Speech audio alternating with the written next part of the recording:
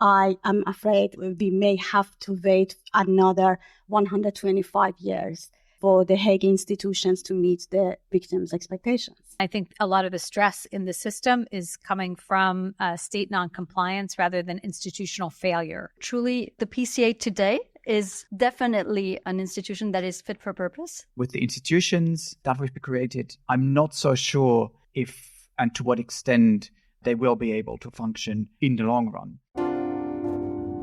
Medieval crimes are being committed. I come with clean hands. Victims of horrific crimes want justice. We don't have anything better than this.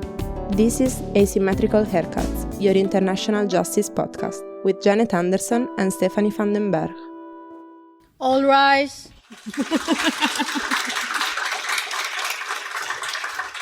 Hi, Steph. Hi, Janet. Well, welcome to our live podcast being recorded on June the 3rd here at the Hague Humanity Hub. I shall introduce myself. I'm Stephanie van den Berg. I'm the co-host of the Asymmetrical Haircuts, and I'm sorry about the haircuts. I traded the asymmetrical haircut for secondary trauma bangs a while ago.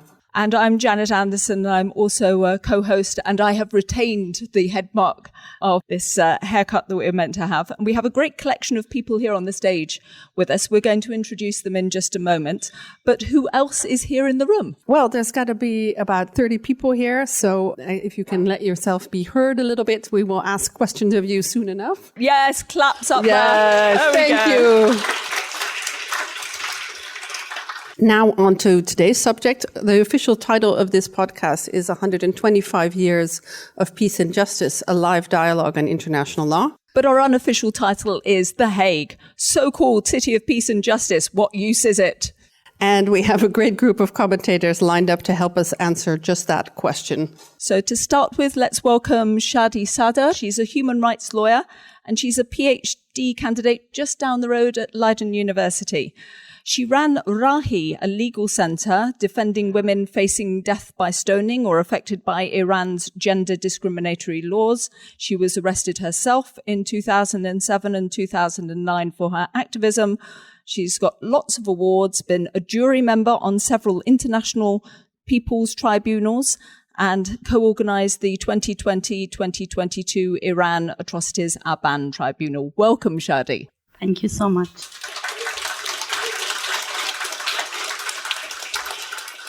And we also have Andrea Lapunzia Veronelli. Andrea is the legal counsel at the Permanent Court of Arbitration, the big international court in The Hague that nobody knows a lot about.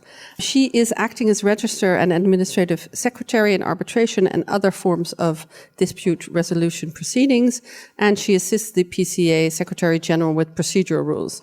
Andrea was previously based in Mauritius, where she acted as a PCA representative in that country. Hi, Andrea.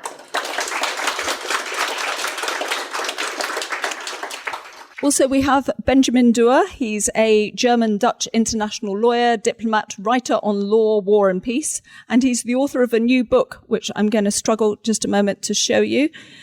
For the podcast, I am now showing De Droom van den Haag by Benjamin. Please buy. And just to mention, Benjamin is also a former journalist. Used to be one of us, but has grown up. Welcome, Benjamin. Thank you. And finally, we have Leila Sadat. Leila is an award-winning international law, international criminal law, and human rights academic from the US. She is the James Carr Professor of International Criminal Law at Washington University in St. Louis and a visiting fellow at the Shell Center for Human Rights at Yale. She was a special advisor on crimes against humanity to the ICC prosecutor from 2012 to 2023, and she is the founder and director of the Crimes Against Humanity Initiative, which wrote the world's first global model treaty on crimes against humanity. Hi, Leila.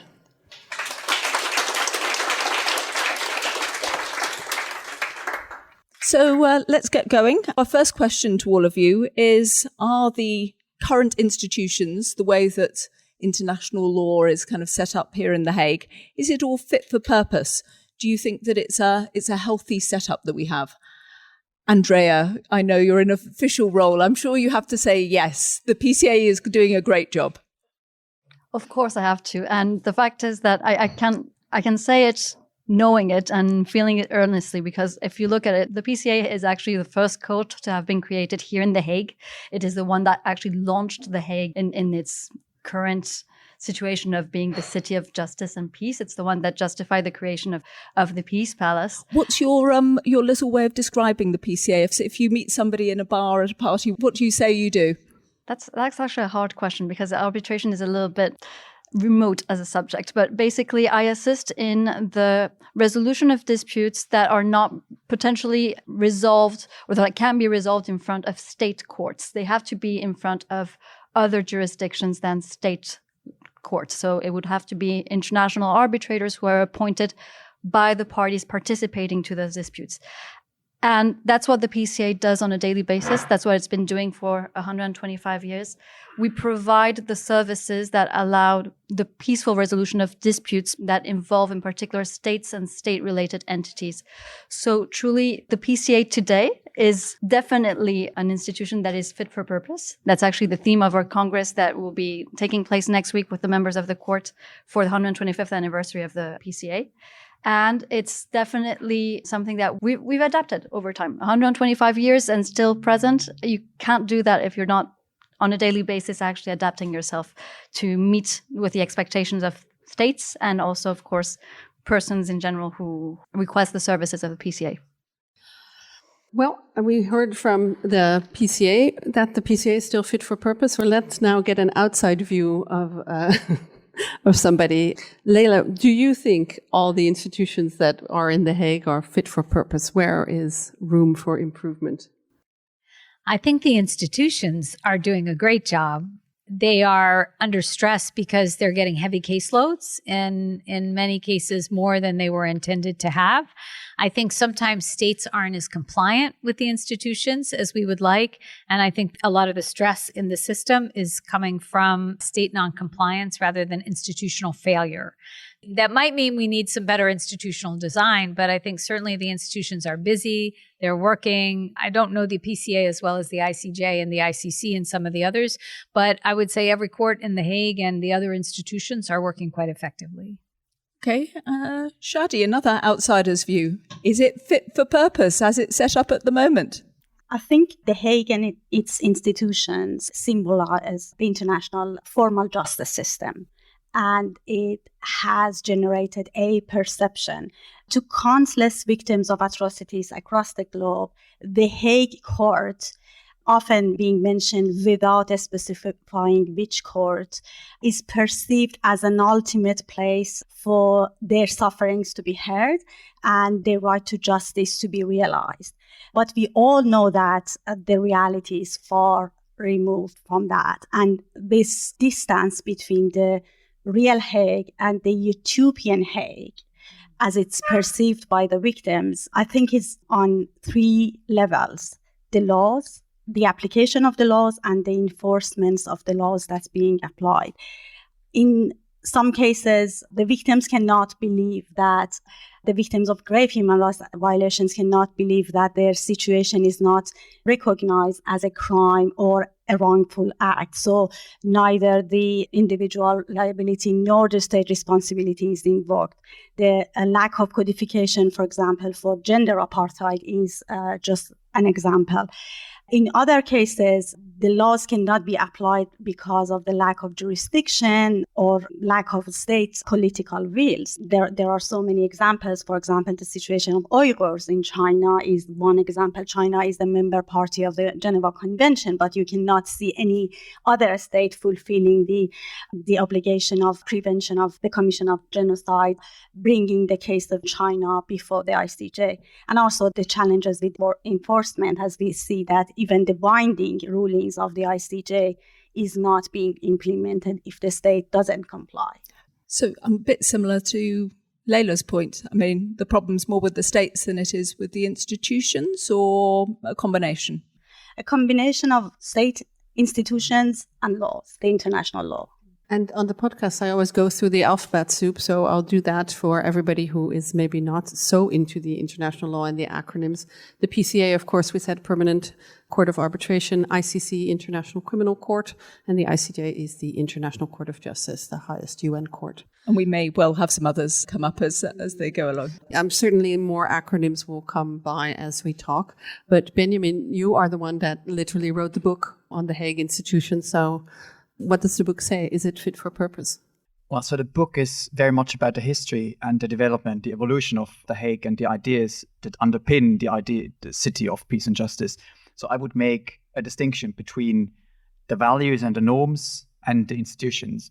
I think that the values and the norms, like international humanitarian law, so the idea that conflict or the state behavior in conflict needs to be limited, I think that is something that's still very much relevant and will remain relevant. If you look back in history, even in ancient India, for example, there were rules that the enemy had to be killed directly rather than from a distance.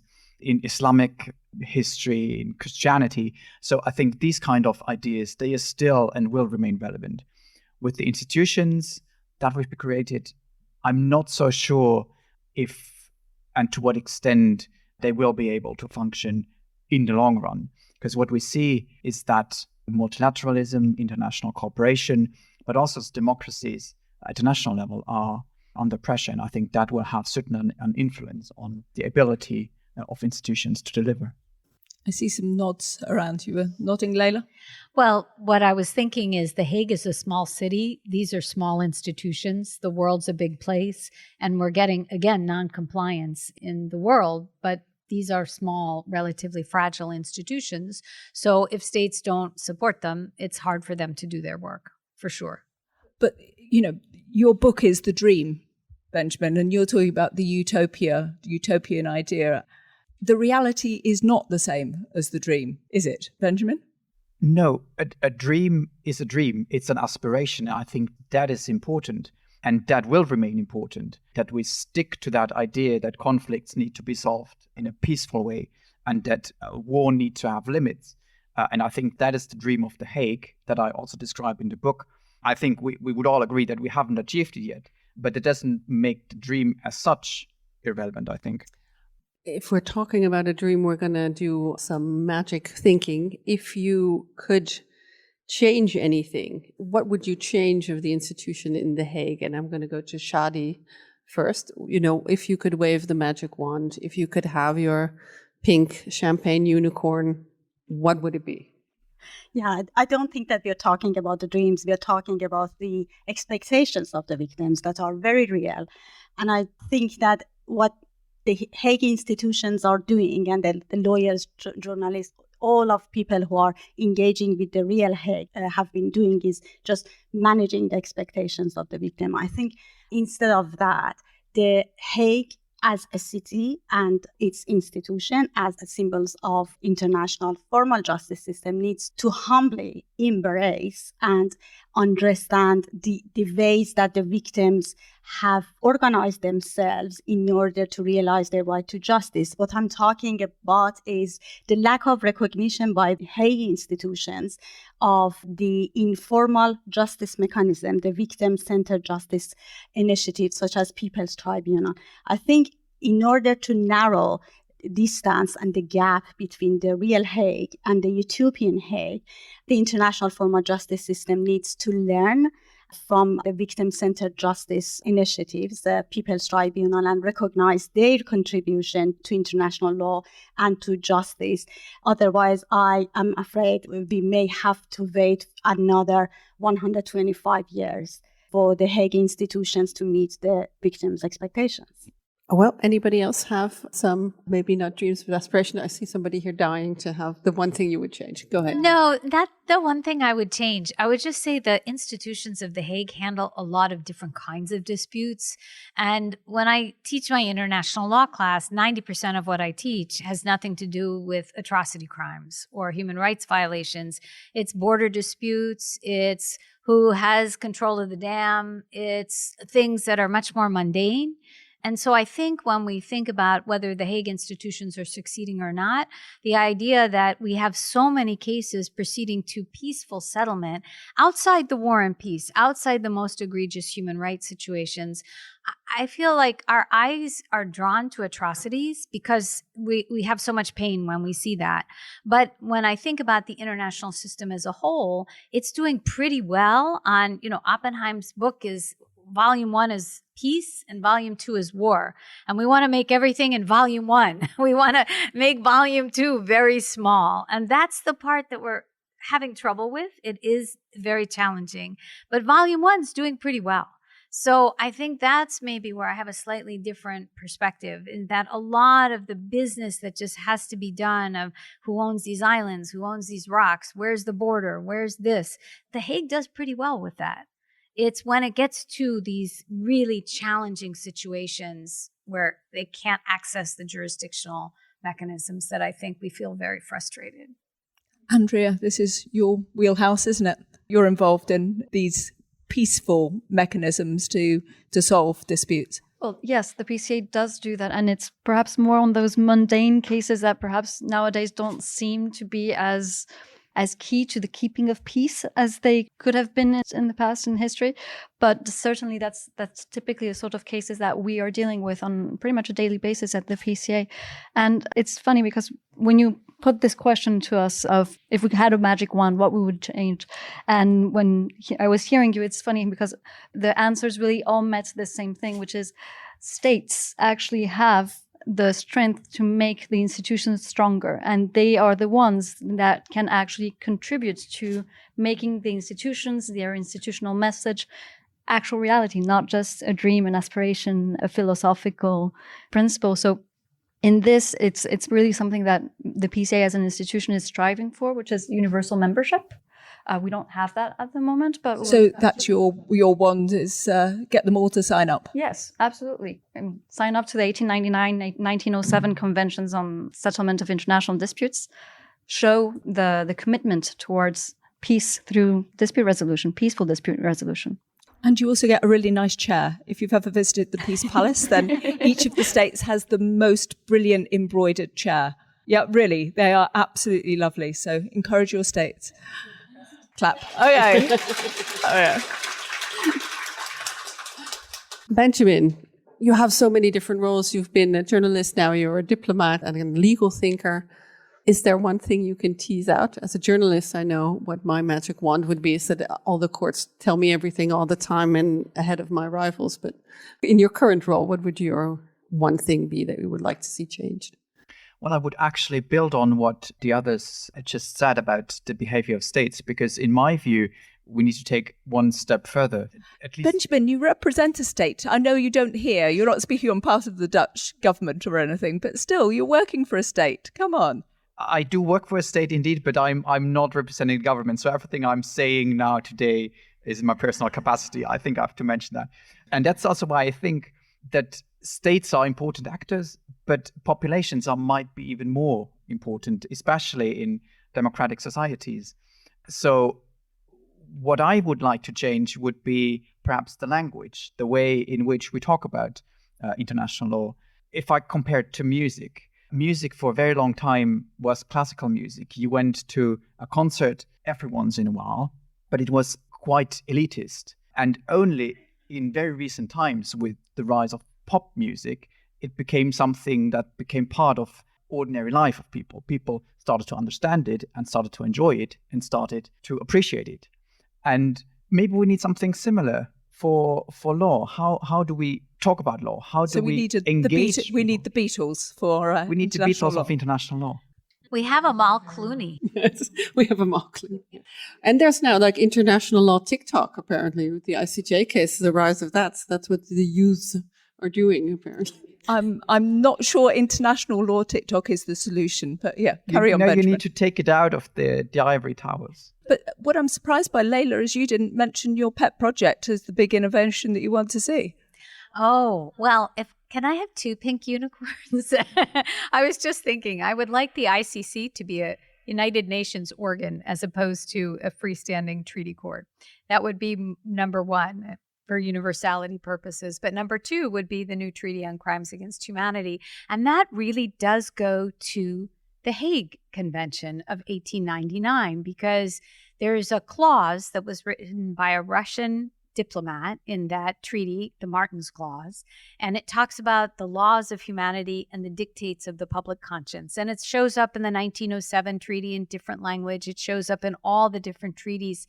And the more I've been thinking about it, what crimes against humanity really are is it's our agreement as a society that some things are beyond the pale. Some things are so barbaric that they can't be tolerated, and that exist under international law. And that's never been codified in an international convention. We have the International Criminal Court Statute, which has a provision on crimes against humanity, but that doesn't bind states that aren't parties to the Rome Statute, and it doesn't provide for any possibility of preventing crimes against humanity. But it does come very much from the origins of 1899 and this idea of these laws of humanity and the international community coming together. There were only 26 states that came to The Hague in 1899, and I believe that 20 of them were Western European. Is that right? Benjamin would know best.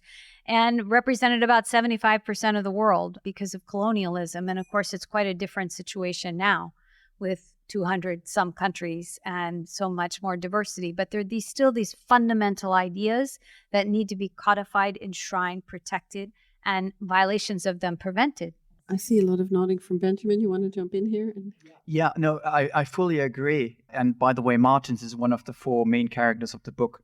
Is he one of these guys with the top hats on the front? No, unfortunately not. That's what you had to wear to be an international lawyer, apparently, in the day, was the top hat. I think we should bring that back. I would appreciate that. Okay. What I actually wanted to say was that I think enforcement would perhaps be the most crucial step for international law. I was going to say, this is one of the questions that I'm sure Steph gets and I get is, so what happens then when there's a decision? Who enforces? There is the classic Reuters blurb of the court's decisions are final and without appeal, but it has no means to enforce them. And I repeat that for possible arrest warrants and everything. And I always get editors like, yeah, so why are we reporting on this? If you look back again in history, you had laws that were unwritten, then they become written, then courts were established to enforce them, and now you would actually need the means to enforce the decisions of the court or the courts. So I think it would be a very logical development of creating mechanisms to enforce them, even though it might seem unrealistic at the moment, at least. Shadi, do you want to pick up Leila's point about who was actually there in 1899? I mean, it's only a very... Iran wasn't there, I assume? I think it was there. It was. Yeah, it was there. So Iran used to be a very active member of the international community. Iran was there, but then I think the international community, as Leila said, was not as developed as it is and was not as complex as it is now. So the complexity of the international community, I think, is an issue because the lack of enforcement is one thing, but also before that, I think the many victims of atrocities have been feeling that they are all behind very, very tall wall. Their situation is not being recognized in the laws. And then if it's recognized, there is no jurisdiction and there is no mechanisms to address their issues. And then if it's addressed, though, there is no enforcement. I would a little bit disagree with putting so much importance on the role of states because the past experience shows us that even the mechanism that has been sanctioned by the states couldn't deliver justice to the victims, whilst other mechanisms that are less formal or even unofficial create a sense of justice and remedy and generated genuine change underground. So I think the line between the state and official mechanisms of justice and unofficial mechanisms of initiatives and justice, now it's too blurred to focus too much on the role of the states. And I think we should be more open to recognize the role of informal justice mechanisms in the global justice ecosystem. Okay, should we go to the last question? Yes, and the last question is, well, it's not really a tricky one, but is there any institutional law that should never have been created or conceived, and you are not allowed to all mention the Special Tribunal for Lebanon? Where would you like to start? I think it's interesting to see what Andrea has to say about it, because she's been so praiseworthy of all the tribunals and laws. I'm kind of curious what the pick would be for the one that would drop off. Well, certainly it's not for the PCA to give that sort of point of view. It's, of course, if states are creating institutions, they have a reason for that, and we can't rejudge that. However, that being said, to answer your question a bit more fully and not leave you with that sort of reserved reply, maybe one thing that has to be borne in mind as time goes on and how institutions are further and further created, perhaps one thing to bear in mind is, for states in particular, is to consider whether existing institutions might actually respond to what they identify as new needs or as new potentially relevant causes for creation of institutions. So not judging on what occurs and is present at the moment, but looking forward, I'm going to add immediately an acronym, and I'm going to explain it now. You have the UNCITRAL reform, so the United Nations. Wow, I've not heard of that. The United Nations Commercial and International Trade Law, Commission on International Commerce and Trade Law, which is looking at the moment at the reform of the investor-state dispute settlement system. So this is something that you can hear a lot on the press about investor-state disputes, and the short name of that is ISDS. A lot of things are going on at the moment at the UNCITRAL. They're considering various elements like creating a new court. Well, there's perhaps reason or a good consideration for states to consider there to that perhaps there are existing institutions that can take care of that sort of thing. And in that regard, that is typically what the Permanent Court of Arbitration actually does on a daily basis, again, in dispute resolution. So sorry, I can't really provide a strict answer to your question, but looking forward. You thought about how to do it, and you thought about to still have a personal answer and not have the institutional phase. So that is good. I'm going to turn to Leila and see if we can wiggle a more personal pet hate from you. Well, I'm afraid I have to leave The Hague for this one because it would be the veto power in the Security Council. That would be one thing I think the world would be better off without. And We got a clap. We got a clap. And can I just add one little tag? I have to push back against that Reuters line about the judgments not being enforceable. Every time I read that, like steam just comes out of my ears. It's Stephanie. It's all her. It is Stephanie. No, but honestly, they are enforceable. The Security Council can enforce, and you will see some national systems enforcing the judgments of the International Court of Justice, complying with ICC arrest warrants. It's not a completely desolate and bleak landscape.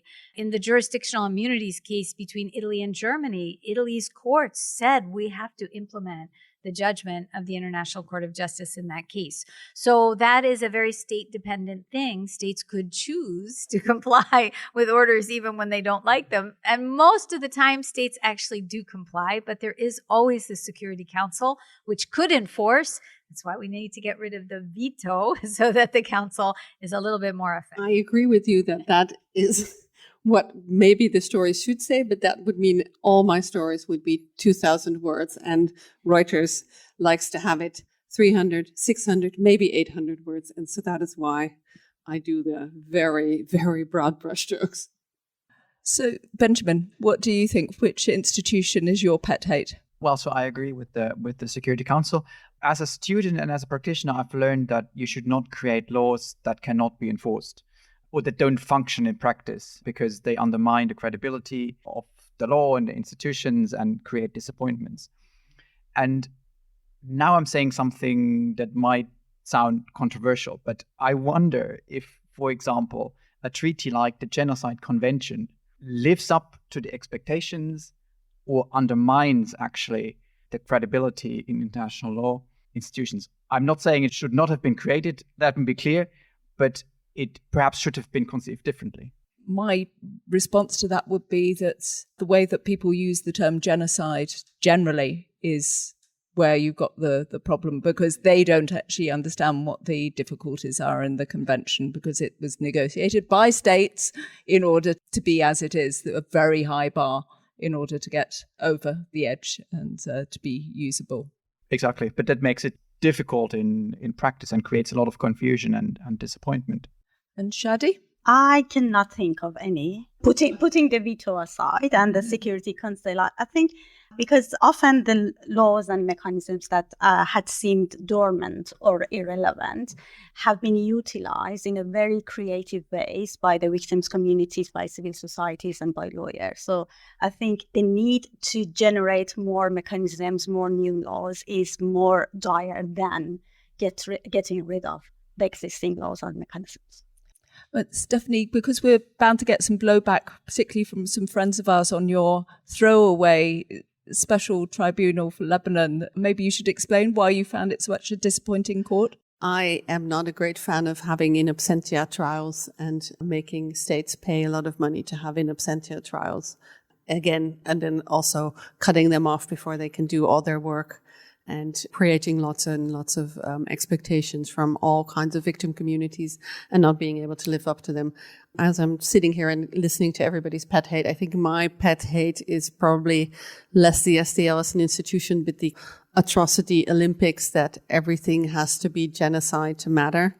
And I think it would be much better if everybody realized that persecution and things like extermination and just general crimes against humanity is atrocious and horrific, and we shouldn't all be trying to prove that everything is genocide, even if some things may be, but that should not be. We should not report on it or care about it only if it's genocide, because it doesn't really matter if you're killed in a mass killing or just individually. It's horrible in any case it happens. So. And just to say, clap. I know my audience. And just to say, in case you're interested in any of our back archive, we did do an episode on ISDS, International Investor Settlement Dispute System, and the questions around it, and maybe some of the things that some of your critics would say need to be reformed, because it's a bit of a hidden subject for somebody like me. I don't really cover it, so I found it really interesting to delve into it. So look forward to doing some more on that.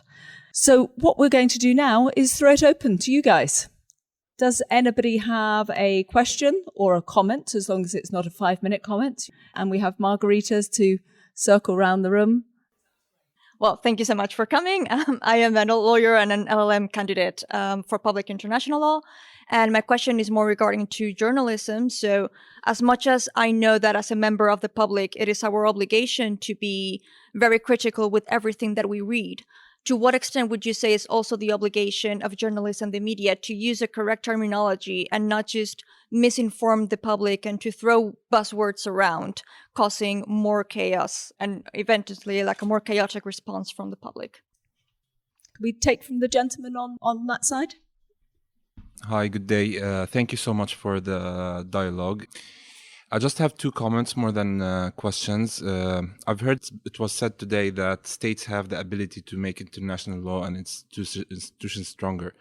But what we're seeing right now is a group of powerful states trying to do the complete opposite by undermining international law and those institutions. We have the same power who is infamous for abusing the veto powers in the Security Council, actually questioning the binding power of the Security Council resolutions when it felt compelled not to veto a specific resolution. We also have certain states who are trying to undermine the jurisdiction and the binding power of decisions taken by international courts like the ICJ, as we've seen many states who like to boast of themselves as beacons of international law, democracy, and human rights, and etc., questioning whether the ICJ has the jurisdiction to determine something or not, and trying to even preempt decisions to be taken by the ICJ because the ICJ itself decides on whether it has jurisdiction or not. And I'm speaking about a specific case related to the Genocide Convention. And on another matter... We'll just take that one for the moment. We'll come back to you. Can I just finish that, please? I'll make that short. I'm a Palestinian diplomat and legal advisor to our representation to the ICC and the ICJ. For a very long time, colonized nations felt excluded from the protection of international law. And this is exactly how we feel about international law right now.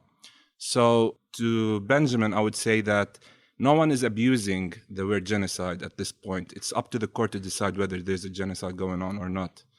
And there's no authority that could determine that the term genocide and its suffering, or the suffering that would result of it, could be monopolized by a certain group of people who could determine whether other people could be eligible to be victims to such a tragic event or not.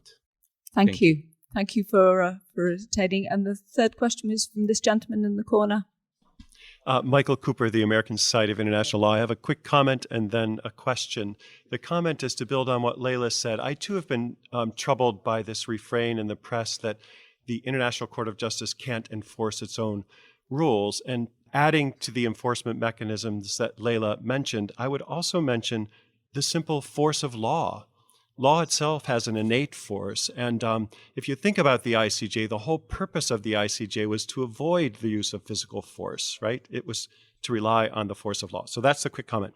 For Andrea, our friend from the Permanent Court of Arbitration, yesterday, a small group of us had the pleasure of touring the Peace Palace, and we were a bit disappointed that we didn't get to see the Permanent Courts of Arbitration's chambers because there was a hearing going on. So my first question is, can you tell us anything about the hearing itself, the nature of the dispute, and the parties? And my second question is, why can't you answer my first question? Exactly. Okay, Steph. Well, let's see. I think I will give Benjamin first a right of reply because I think our friend, the Palestinian diplomat, suggested that you were suggesting there was an abuse of the Genocide Convention, and I'm not sure I caught that. So No, indeed. I didn't mean to say that there is an abuse of the Genocide Convention or the word of genocide, and I also didn't talk about specific incidents or specific situations. And I want to say, for when we talk about what terminology we use as journalists and what responsibility we have, I think it's very important to explain what will happen. But for some of those things, I can't use the legal terminology. And I know lawyers dislike me very much because I get a lot of lawyers who are like, well, you say that it's this, but actually, very specifically, it's Article 5.4 and it's this word. And then I kind of have to say, yes, but nobody understands this. De facto, what's going to happen is this. So I'm going to write that. But that's the number one complaint of lawyers, that I'm not specific enough. And then I always have to say, I try to be as specific as I can. I do think that it's incredibly difficult to write about these international law decisions when you don't know the ins and outs. So to write the way I do, if very generally, like de facto, this is going to happen, I need to know all those ins and outs. But I also am kind of rolling my eyes and just aghast at some of the stuff that comes out of like reputable news organizations talking about the ICC or the ICJ and what it can and can't do. And I'm like, hello, this is not what's going to happen. I got a call from my editors when we had the ICJ South Africa Israel case, and they're like, when are the witnesses going to show up? And I was like, oh my God, did you not read every explainer I did? So I'm wondering now, Benjamin, you have been a journalist and you are now on the diplomatic side. Do you get to write in clear language, or are you now trapped the lawyer part of it? No, I think it remains a struggle in every profession unless you're really writing for lawyers. I think you need to find a way of balancing information and like the correct use of terminology with the need to inform your reader. And I think that's always a balance you need to strike. So I don't have a better answer than that, I'm afraid. Andrea?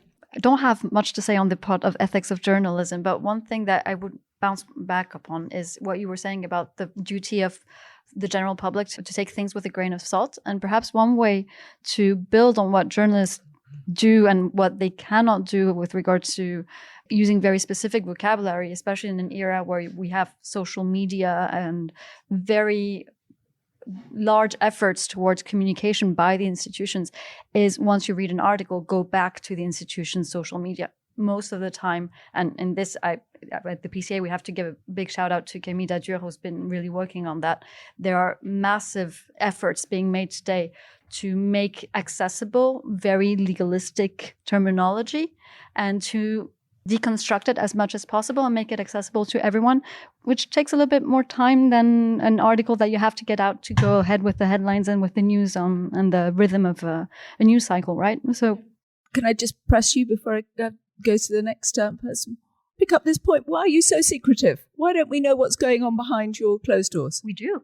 We do at the PCA. There are cases that are transparent, the way that we use the terminology, or that are open and well known to the public. The way that arbitration works is that, of course, there is confidentiality of arbitration in some cases, but there is other cases are public.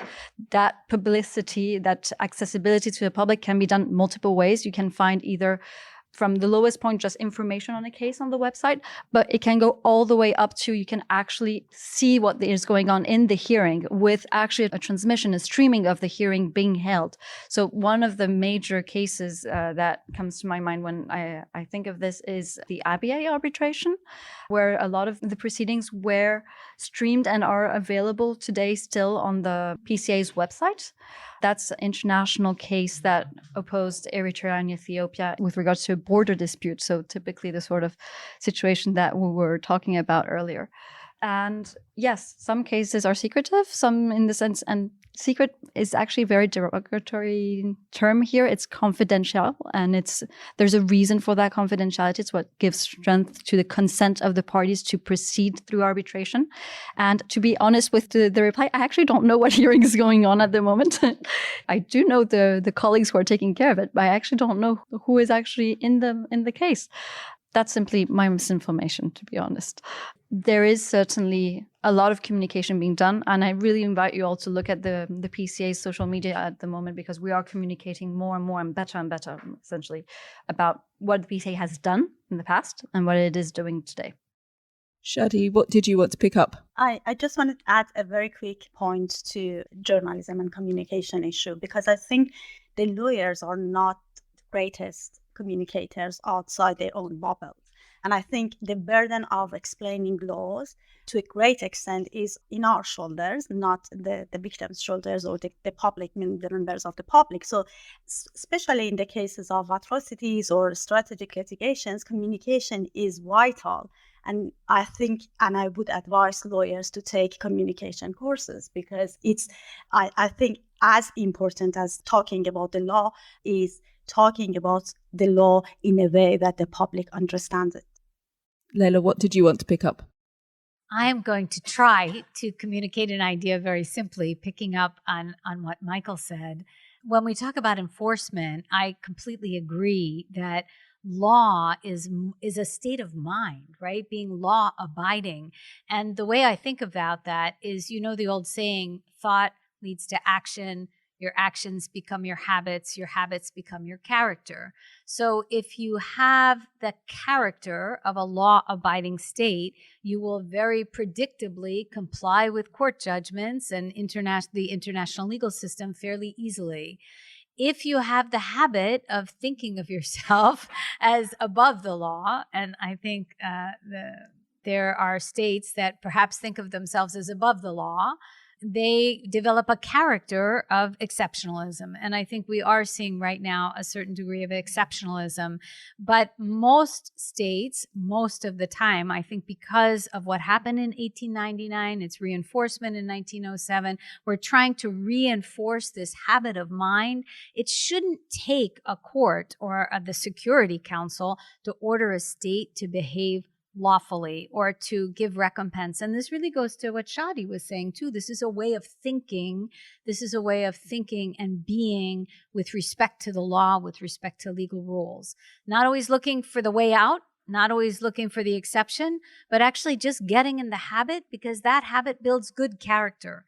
And so we're trying to make states, in a way, good citizens. And I completely agree with the comment earlier that there are some states right now that are not behaving like good international citizens.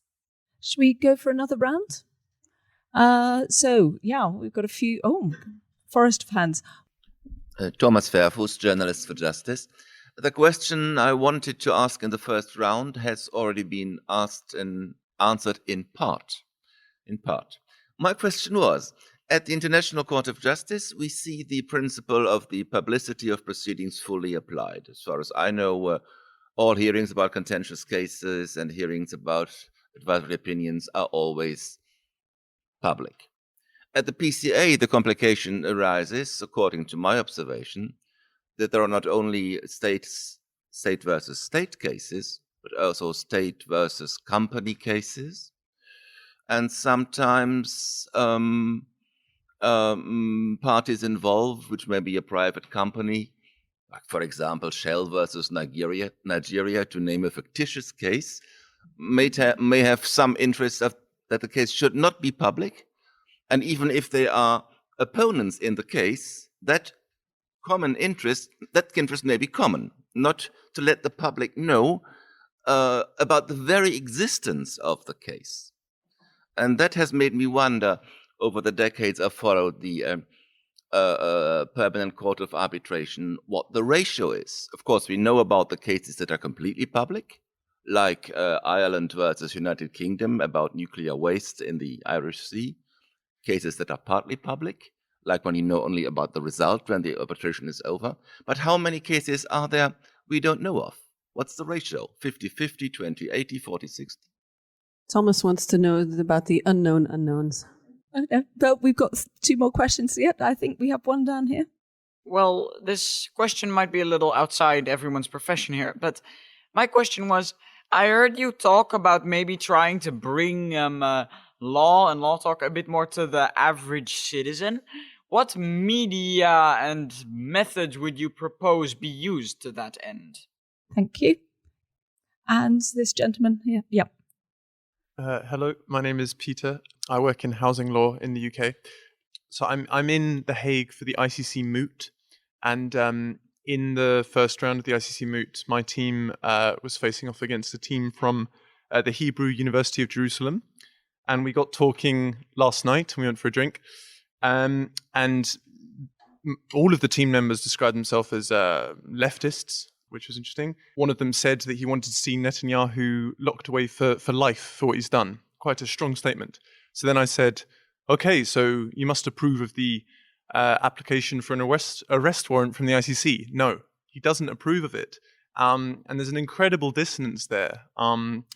His take was that there's absolutely no equivalence between Hamas leaders and Israeli leaders, and as such, the ICC is not an appropriate forum.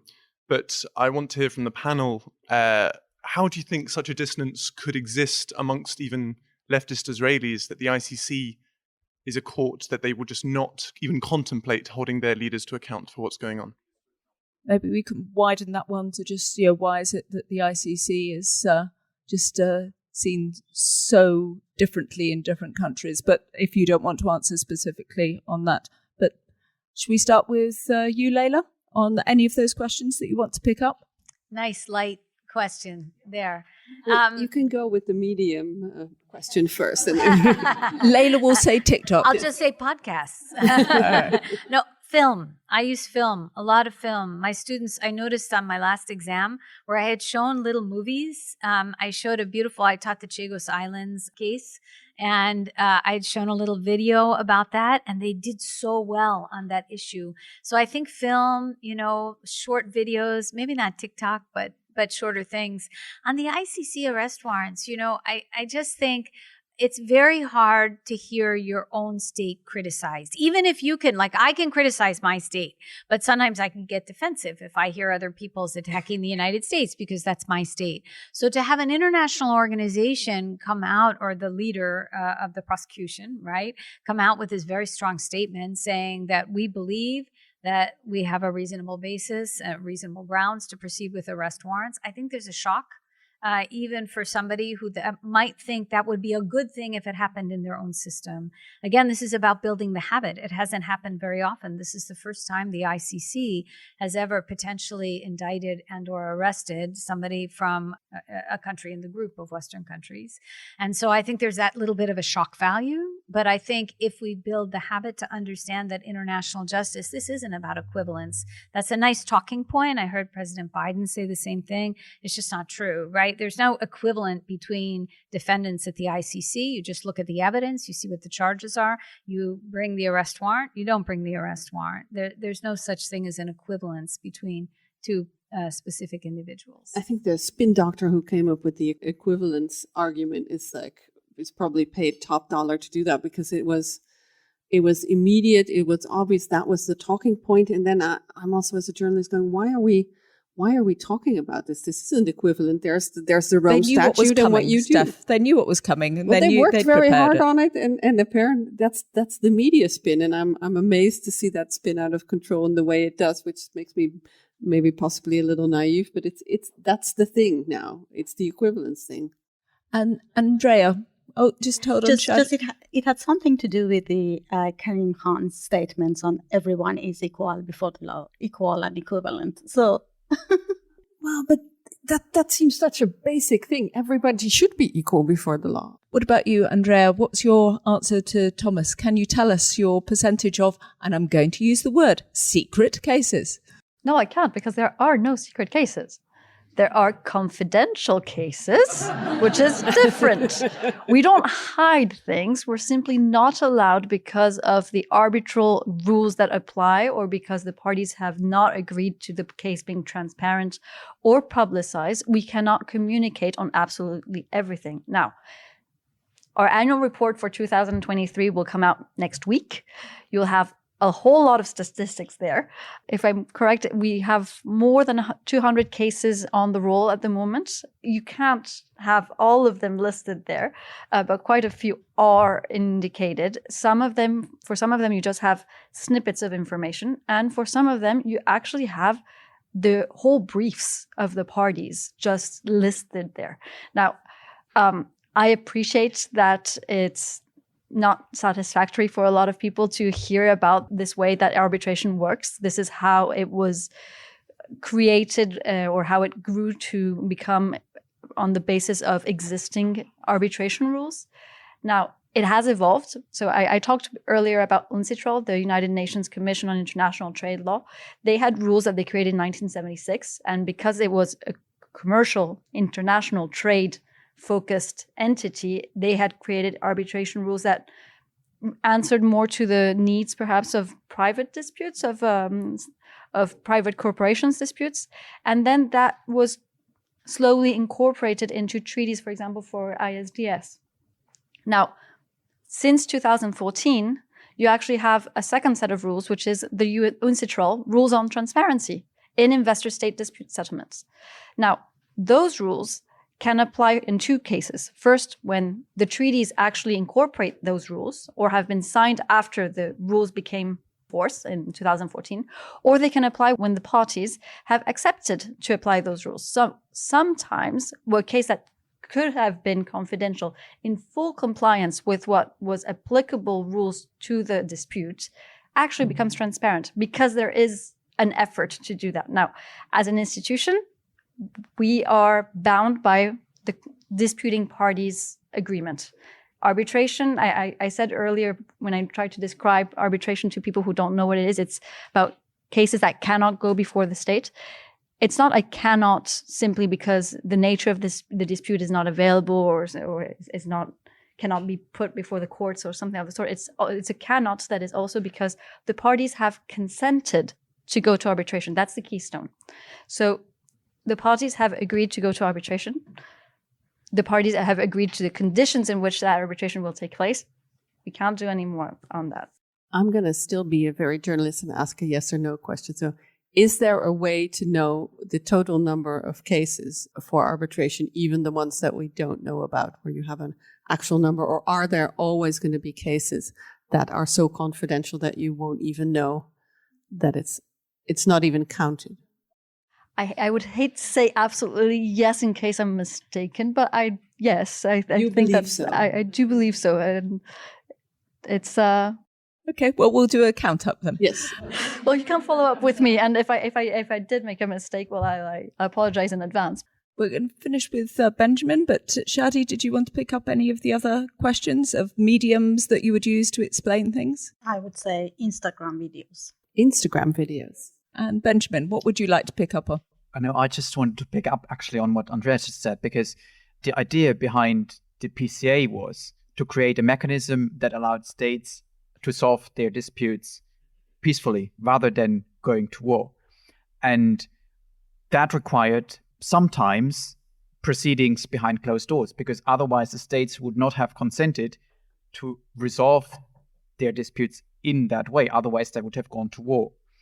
And so in that sense, going back to that idea, the issue of confidentiality can actually be something positive. At least that was the idea behind the PCA. So just And it's not only in arbitration, if I may, it's also all the other ways of finding solutions to disputes, whether it's mediation or conciliation or fact-finding. It's having that dose of tranquility that is provided by the confidentiality aspect. Yes, it does contribute to ensuring the attainment of that solution. You're right.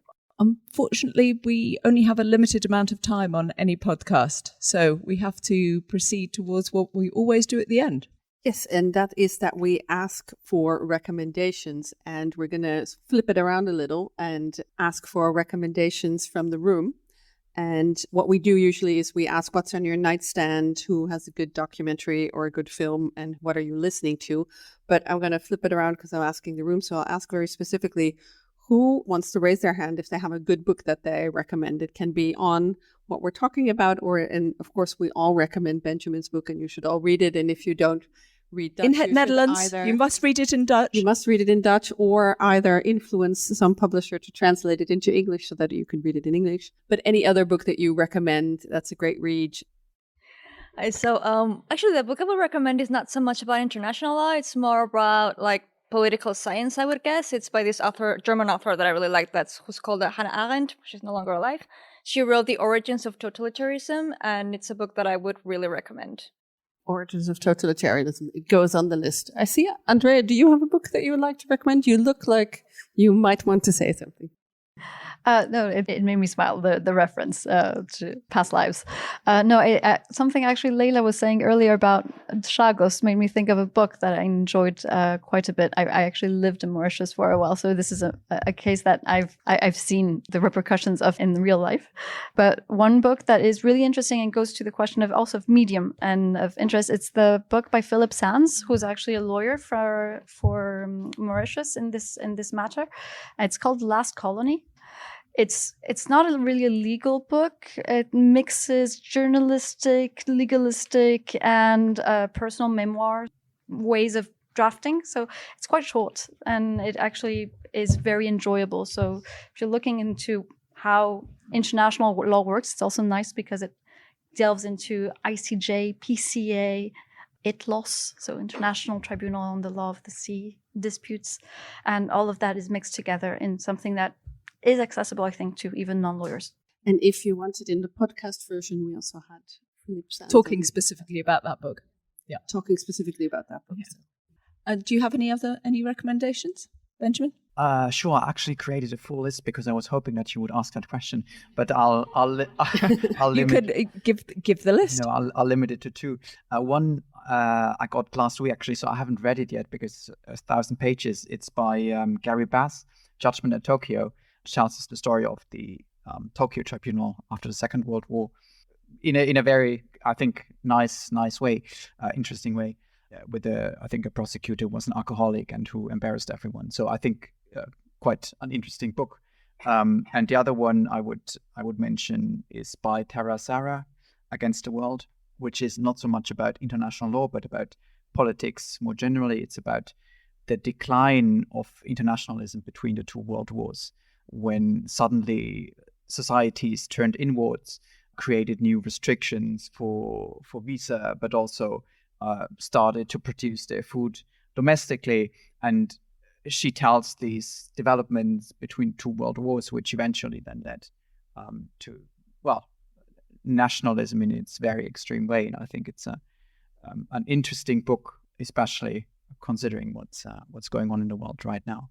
And Leila, you talked about the medium of film. We always love a good documentary or film recommendation. What do you think people have to see, should see? Oh, goodness. I haven't really had time to read books or watch films recently. I just finished marking exams. I'm drawing a total blank, Steph. Sorry. What do you do to get away from marking exams when you have a glass of wine on the couch? I don't. I do yoga. And you do yoga. That's also a good recommendation. We'll have another from Shadi. I just recently read a memoir by Hisham Matter. The book is called The Return and captures his and his family ordeal after the forced disappearance of his father, who was one of the prominent opposition leaders against the former Libyan regime. And I strongly recommend reading it because it just explains the state of mind of the families of forcibly disappeared people and those who are living in exile. And I think it's very important and it resonated the pains and suffering of so many people around the world. And it's a great piece of literature. I am going to still try and get somebody to shout out a documentary or movie to me. There's a back at the back. I'm Linda, so I'm on the production team of the podcast. I recently watched a movie in the cinema called Civil War, and basically a conception of what a civil war in the USA would look like today.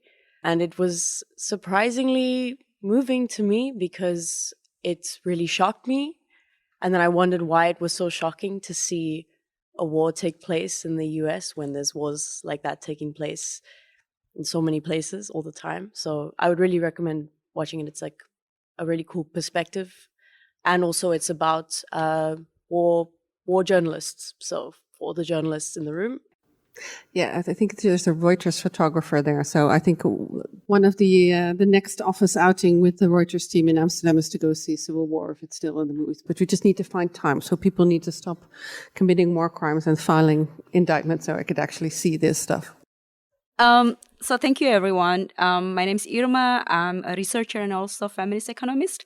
And attending this event really reminded me of one of my all favorite books. It's called The Law and Caring by Jonathan Herring, if I'm not mistaken. I think it was published in 2013. Why I think it is very relevant? Because from my observation, international law or law in general should bring peace and justice in community. But when you talk about peace and justice, it's pretty much related to the act of care, which I find lacking, to be honest, in the implementation of law, the discourses about law. So yeah, I think it is very important to bring back the act of care in the heart of our democracy, in the heart of our law conversation. So yeah, that's it. Thank you. A book and a movie. There's a great book about this sort of founding period, the late 1800s, early 1900s, called The Internationalists by Ona Hathaway and her co-author, thank you, Scott Shapiro. As for a film, this is a little bit self-serving, but the American Society of International Law just recently produced a documentary called Stand Tall for the Rule of Law. 75 of our members went to Ukraine to meet with 75 Ukrainians on the 75th anniversary of the Genocide Convention and the UDHR to help sort out some international legal issues. And it hasn't been released yet, but we'd be happy to bring the film over here to The Hague and show it at some point in the future. Looking at Jill, the Humanity Hub. Maybe you want to watch it. There you go. Hi, I'm Jill Wilkinson. I'm the director of the Hague Humanity Hub. I have another type of book to share with you that is actually linked to the whole topic of law. It's called Bluebird, Bluebird by Attica Locke. It's a small town crime investigation story taking place in Texas.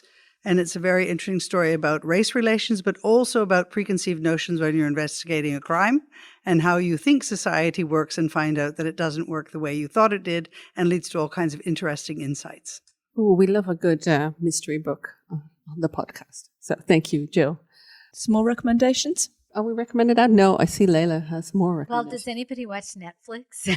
Yes. Tell us what's in the Netflix queue. Bridgerton. Yes. Season 2. I watched a lot of Bridgerton. I needed to calm down from all the genocide reporting. I mean, but my family here will attest that they have having been forced to watch a lot of period costumes while I kind of wind down from work. So they are long-suffering, but very supportive. I think it's just time. I'm sorry that we haven't had a chance for you all to ask all of your questions. If you are interested in following our podcast, you can sign up to our newsletter and then we'll let you know what we've been doing so you can catch up, or just put us in your queue for podcast. And we also have a Patreon page if anybody feels like buying us a cup of coffee occasionally. And we have to say that the Patreon money goes directly to Margarita and our interns, so that we don't use that for ourselves. We give that to the people who help. So thank you all very much. Final clap. Thank you all for coming. Bye.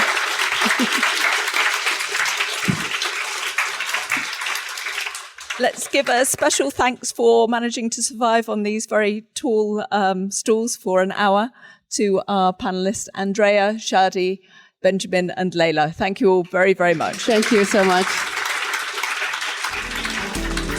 This was Asymmetrical Haircuts, your international justice podcast, created and presented by Janet Anderson and Stephanie van den Berg. This episode was recorded at the Hague Humanity Hub, home to a community of innovators in the field of peace, justice development, and humanitarian action. Music is by audionautics.com, and you can find show notes and everything about the podcast on asymmetricalhaircuts.com. This show is available on every major podcast service, so please subscribe, give us a rating, and spread the word.